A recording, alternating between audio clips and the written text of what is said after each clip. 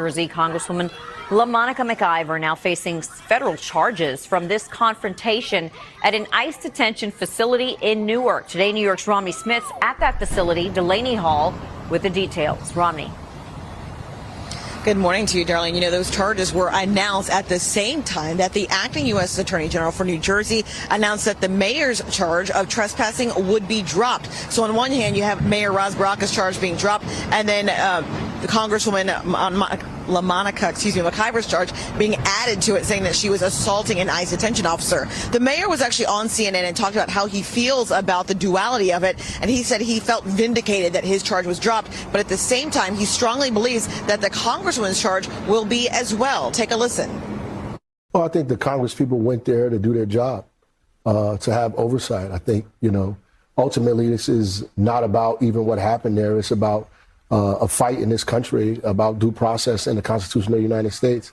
I think there's some people who believe they could do what they want to do and violate people's rights and their due process, and there are people who are trying to provide oversight, and it's causing conflict.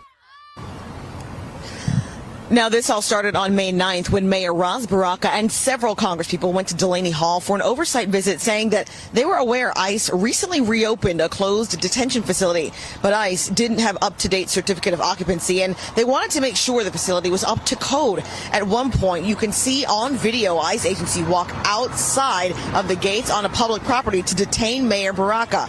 The mayor is shielded by two congresswomen. The Department of Homeland Security released a new video claiming that Congresswoman LaMonica McIver pushed ICE agents as they tried to arrest Baraka.